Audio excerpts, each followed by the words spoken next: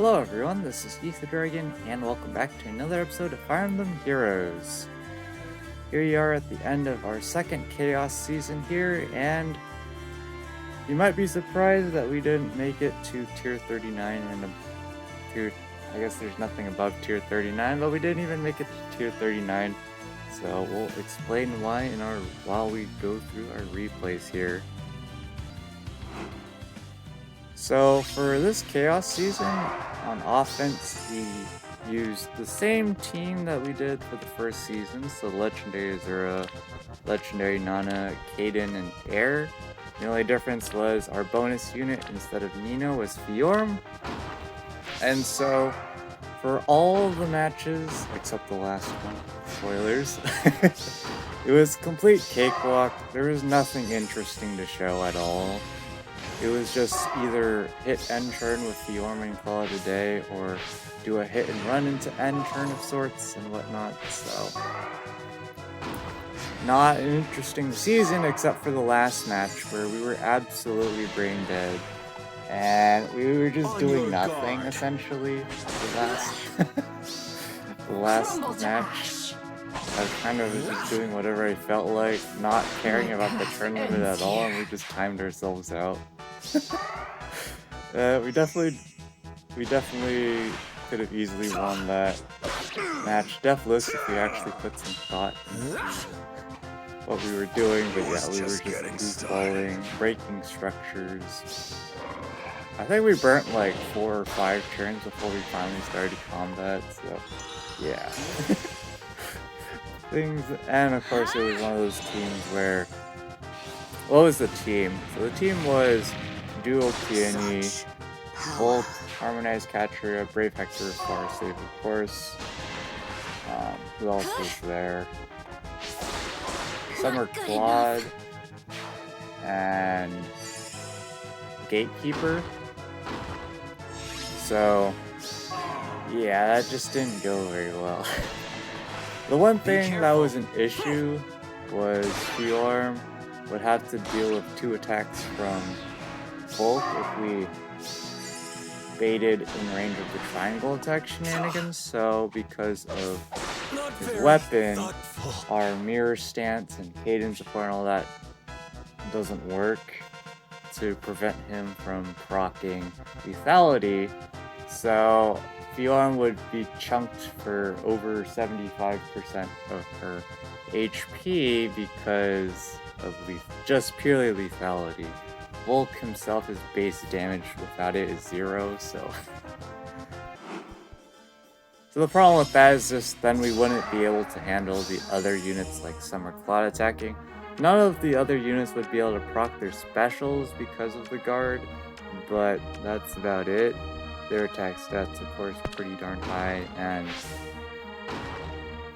Fiorm is okay stats as a tank, but yeah, definitely never has enough defense or res, and for sure HP. Definitely does not have anywhere near enough HP.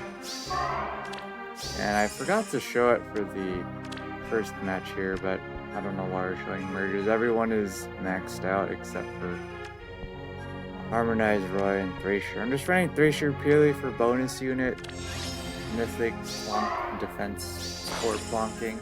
Because I know that Chaos offense is pretty darn easy, except for the fact that people keep chucking their Fallen Edelgard into the obvious Hex trap. I don't know why that keeps happening, but we don't worry about it. Face your mortality. And well, here, of course, Fallen Edelgard is no match for dealing with damage reduction.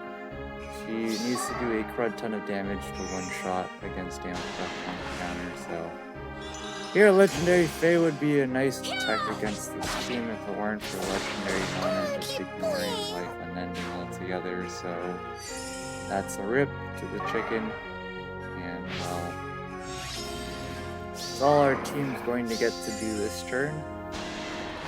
Again, this is just our goofball defense team. We don't really care that much about defense, because the only way we're going to give people a run for their money on Chaos offense is if we have a far save unit, Kanto control, and some sort of super nuking units with support. That's pretty much the meta defense on Chaos. During Chaos seasons, just that's really all you can do. Problem is, of course, especially this season, Elamina's bonus that gives you even more incentive to use Elamine, and she definitely makes Chaos season a lot easier. I'll start shenanigans. Staff of the Saint. So that's unfortunate for us in that respect, because a lot of our team has at start of turn effects. So summer memories. Unfortunate for us, but yeah. That last offense match was just complete poor play. So what happens when you constantly play Ether Raid's offense while brain dead? You will eventually at some point goof. And it was a pretty big goof, but at least it didn't cost us staying in vaults. Still made it to tier 38 at least. I'm pretty sure that's how it works. I'm 99% sure the vault mechanics still apply. It is going to be light season again this upcoming season, which isn't great for us because, well, we have to deal with the unfortunate circumstances of not having the bonus unit in Dagger again, so we're gonna be goofballing with Nino as usual. And the other thing as well is for our offense this season, we did end up giving Fiorm Summoner support just to max out her bulk power, and it was definitely helpful for sure, but it did not help her enough for the last match of the season. Because if we could have just face tanked Volt and stayed above 25% HP for another combat, we would have been fine, because they didn't have enough threats to be spooky. I think the other thing as well is we were doing the Don't Activate Traps challenge, and so a lot of their units kept hovering around areas where we could not melee, because of course with the far save Prefector, so Air obviously cannot deal with him. You've had your fun. Party fighter. So it just ended up becoming a meme fest of sorts. Well, here, of course, really great's gonna happen for us because Glacier, of course, is going to be unable to take out Gustav. And she can't even proc the special there, so definitely doesn't help us out. And they have Bolt Tower going down. They had Bolt Tower go down as well, so Glacier already on low HP. Just search to allow that Wings of Mercy to happen in the first place. But yeah, our offense or defense team here is no match for end turn shenanigans and hit and run shenanigans of reasonable caliber. Legendary Lilina here going to chip down. We fight together. Unfortunately, Legendary Mark to a whopping 1 HP. That's unfortunate. And Legendary Sigurd and Armored Roy cannot take him out because of the near save of Valentine Gustav. So that's a rip for us. I don't know if they did their daily damage calcs there. I'm kind of skeptical that they did. But if they did and calc that out, props to them. It's not a hard calc. It's just that if you calc it out and you see, oh, we're gonna survive by 1 HP, then, well, yeah. A gift for You might want to double check your calcs if you're gonna go for that play.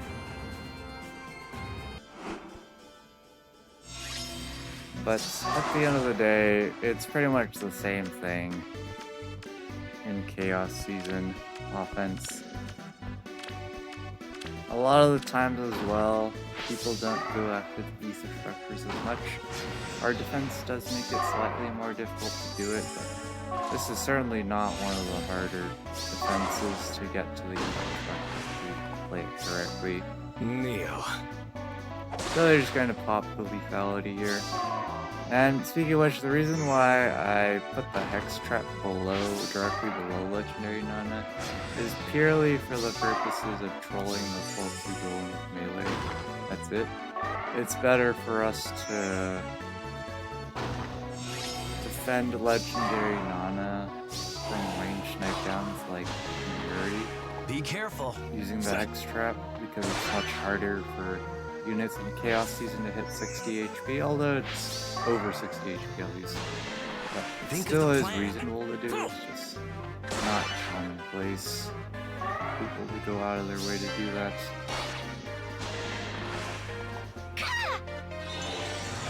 But at the end of the day, what are we gonna do? We're just goofballing on defense here. It did alright for what we would possibly hope for. But here, just fatally, and now it's just a matter of taking care of the ether structures. And there's just Erasure left, so not too big of a deal.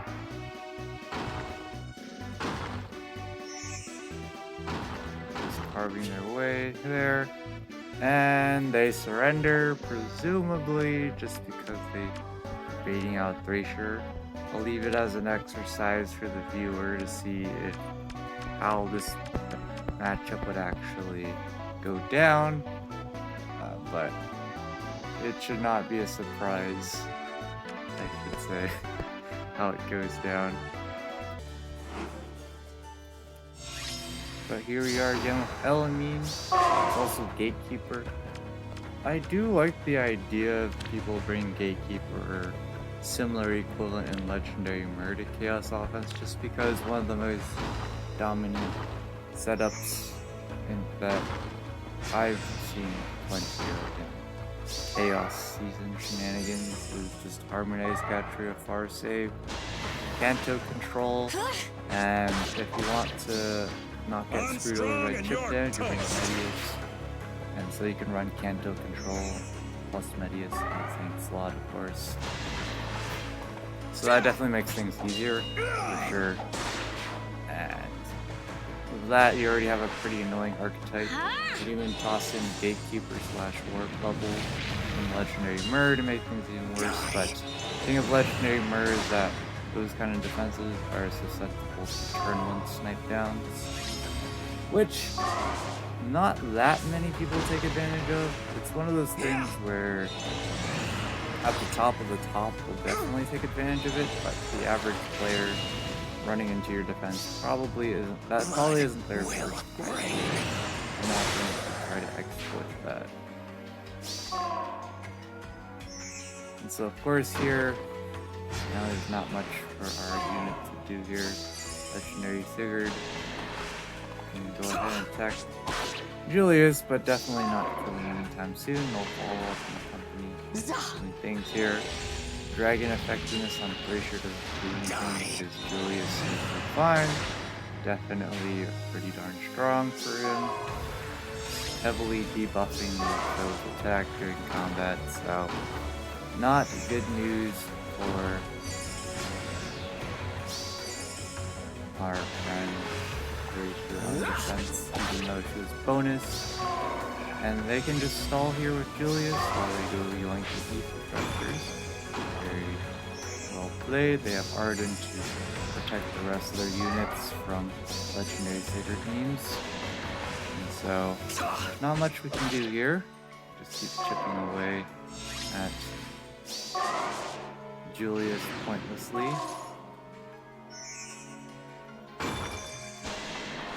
And there we go. They pick up the kill here easily. Julius, I say easily, but not even close. In the future, we probably, I just have no idea if I ever want to build a far save unit. Because I feel like by the time I make a far save unit, they'll either be A, outdated, or 2, I should have built a different unit for far save. Of course, right now the staple choice for cheap budget maxing is of course Brave Hector because of the weekly revival banners. The 4% focus, 3 shared, 3 or the 4% focus rate, 3 focus banners on the weekly revival thing. Very nice. Of course, one of the things I really should have done on this team that I was going to do, but I decided not to, just to see how bad it would be, was making sure that Legendary Sigurd would move first, so you could get Dance and have a massive threat range. Because that would chase down this person, for example, if they didn't use Elamine to shut down his forward movement, which they didn't, so... Don't forget to oil out. Of course, they probably would have if that was the case. Not much for us to do here.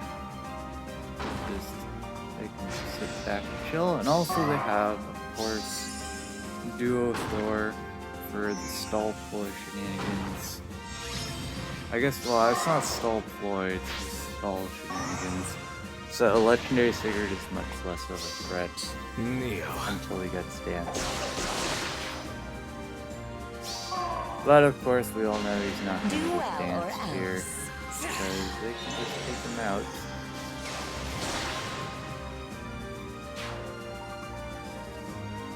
So now it's Legendary Zero against 3 ranged units, and well, he can't survive against any of them, so no easier structures for this opponent. Better accept it. It's a pretty difficult outcome in Chaos Season, from what I've seen at least. But you can definitely see some recurring themes. This team is definitely a bit of an exception. It's not too often that you see Legendary Xander being used. Not entirely sure why they're using him, because especially with how Chaos Season offense only has 5 units.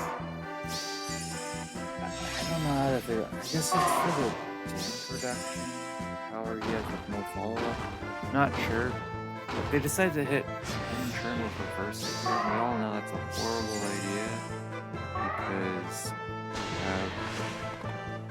the means of just getting to attack her and then you can just get the dance from other units. Not sure what they were expecting there. Maybe they weren't expecting to fear. My conquest ends here. For getting Kanto or something. Legendary Nana. I don't know. You never know, but at least, you know, Aversa can survive. For now. Pretty sure, of course, not going to do very much again. The remix can't save her, that's just true for the fact. Do what I want. You can definitely get much better, but definitely will not become meta. She needs too many effects to become meta, so there's just no way Intelligent Systems is going to give her all of them. All good things must end. Yeah, Versus Refine definitely helping her out here. Having those debuffs down and essentially what most people refer to as the pledging effect definitely helps out. Here, the memery of assist skills goes down, and I said no. it ends up being Legendary just against Harmonized Rye, which is not the greatest matchup if she can't one-shot the counter, which she doesn't. So that's a rip for Legendary Picky.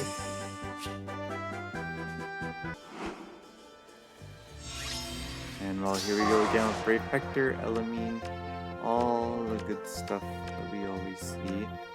We have the option of breaking our catapult here to maintain safe defense shenanigans. But yeah, the other reason why Brave Hector is everywhere right now this season is of course because he's Gen 2, so he's a bonus unit, which means extra stats and extra insurance potential. So, great for them, not for us. Legendary Lilna doing a bit of shutdown, but Brave Hector is going to heal most of it back with Soul. Of course, Legendary Nana is debuffed as well because of Aversa, so definitely not going to do a lot of damage. And Legendary Sigurd also not going to do your blade. damage.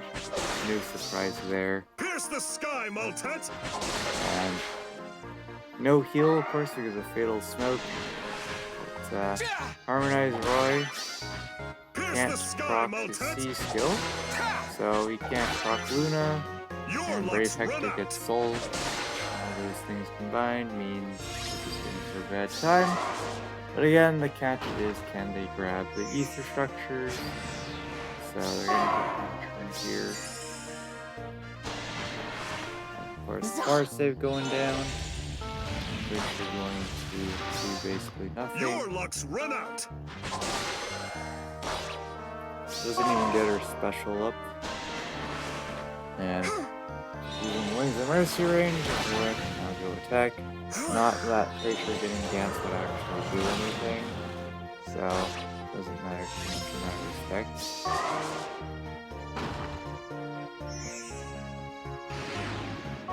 And here, once again, Hex Trap beams go down, but problem We is create the future. all their units counter. Always a pleasure. So Tracer has to choose if he will die, or die. Of course, he's having the rest of it. So no ether structure for this opponent either. You can see the heavy in-combat debuffs going down on Thracier. No match for this meta. Like, straight up, Thracier would need things like ignoring in-combat debuffs during combat. That just sounds silly. But yeah. This opponent, of course, is just going to go for the turn 1 snipe down. They have safe defense. They can go on an absolute rampage without any worries. So, pretty straightforward there. They're going to keep Tactics Room to, I guess, keep Thracier gravity down to 1 movement. Yep, they can just keep sniping down units, and that's it. You just, of course, have to be careful about Hex Trap. Looks like they might have been scouting out damage. Or not, I don't know. But of course, we have our AI potatoing, so not too much there. They are using, what was it, Growing Wind, was it, for the larger coverage. Be careful. And I feel like that is a pretty reasonable choice our feelings. for Chaos Season, because of, for example, our save units might be further out. You might want to chip them down a bit. Or, of course, units are less stat inflated, so you don't need the amount of AoE damage you would get from blazing AoE specials. Think of the plan. Of course, here with Deadeye coming on Let's the second talk hit, about legendary our target feelings. survive. No Crusader's Ward for him. Tactics Room is down. I'm pretty sure. So, nothing we can do here at this point. Unless you could run Be careful. Vantage on Thracier and somehow Vantage for everything. Which is not happening, of course. So, Ripperonis. And you might have noticed the pattern for folks bringing certain duos or trios of units together. It's almost like Chaos Season's heavily imbalanced towards offense if you don't have enough resources. I'm genuinely surprised they didn't go for a turn 1 snipe down. I guess they might have been afraid of the following turn. Not entirely sure though. Testing traps, totally fine. They were completely fine to test as they did, of course. Now they're just using all their assist shenanigans. Frost Fury, Legendary Lucent, and Dual Proms, and wreak havoc. Corin's the coolest. And of course it should prove to be quite effective. Your life is forfeit. Dual plotting here. Surprised shows no in-combat buffs there to her stats, but doesn't matter. Of course, we aren't running Duo's Hindrance, not that it would really matter because we could just snipe down the 1 or 2 duo units or units Tear 'em to we will put shreds! on our defense anyways. So they're just going to get access to steamrolling potential. That's exactly what we're going for here. Huh? Got the wings and mercy set up, so now legendary Lucina can also fly in. Think of the plan. I'm guessing they needed to use A duo token of draw our to thanks. take out legendary trigger. Chances are duo Corin wasn't even Corin's close the to killing coolest! because of all the damage Your reduction, life but you is never know. forfeit! All I know is that it's basically the end of the season, so they don't need ether structures. And here we are with the rare duos indulgence. You do not see this structure too often nowadays because of the prevalence of duos hindrance, which kind of defeats the purpose of duos indulgence. Better accept it. You only use duos indulgence if you know you can consistently deal with duos hindrance, and then you get a massive steamroll. This generally isn't worth it though. They go for the turn 1 snipe down on the dancer, so they're completely safe to just literally hit end turn if they really wanted to. Better But they're accept going it. to continue sniping down units because they can. There's no drawback to doing so. There may be a drawback if they're trying to go for the ether structure, but that's pretty minimal. Now we're just gonna get AI memes. So they're just gonna slowly pick them off one by one. Not surprising.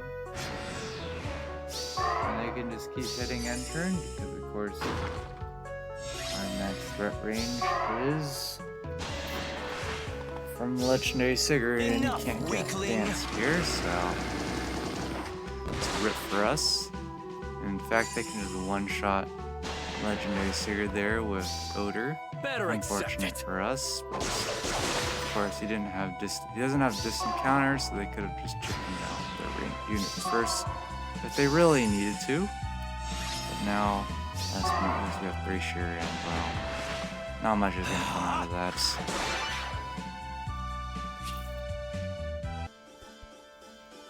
I did forget to mention overall the nerf to the Jotunheimer map, definitely fine. There's some defense maps that still work perfectly fine. Also, that missing that kill on legendary mark did cost us some lift, but it doesn't matter at the end of the day. There's just tons of failures as expected. That's just how Chaos Season is when you make a meme defense, and you can see our rank is absolutely horrible because we lost that one match completely, which is just straight up minus 440 points or whatever per lift. So yeah, at the end of the day we're top 10k, but the difference between these two rewards is pretty significant in terms of Divine Codes Part 3. So when Divine Codes Part 3, and we might get bitten in the deck for inaccuracies and mistakes made, costing us rewards in that sense. It adds up over time, that you don't really care about it in the small chunks as you go through. Like for example, Resonant battles, if you stay in interval 21 consistently, you are making a significant amount more Divine Codes Part 3 compared to the average player. That definitely adds up because of course Resonant Battles runs every season, every week, so certainly adds up. Of course we're scoring like a juggernaut in Allegiance battles because it's Earth season, so we can use Earth blessings left and right. And of course in Arena, should have an easy time going back up. Pretty sure this score should hold. It was just a random run, 5 matches. So if it's not enough, I'll be genuinely surprised. But it's kind of a thing where if I got 38-28, I might as well just do a running at 38-30. But pretty unlikely that the scores will go up that high. As for Arena Assault, we once again get a personal best. Whenever it's Earth season, we just do a single run and then it just happens to be a personal best. It definitely helps to have the tactical retreats for mulligans though, for sure. Definitely increases our odds of getting higher scores overall. But yeah, rank 94. Someday we will return to front page. Today's not that day. But we'll totally be back someday. Hope you. Other than that, we just have our usual like Mjolnir strike stuff. Absolutely overscoring in Anima season kind of deal. Although, of course, as you can see, the Anima season cutoffs are definitely on the rise. I wonder why. Can't possibly imagine. But anyways, we'll be back when the results drop in.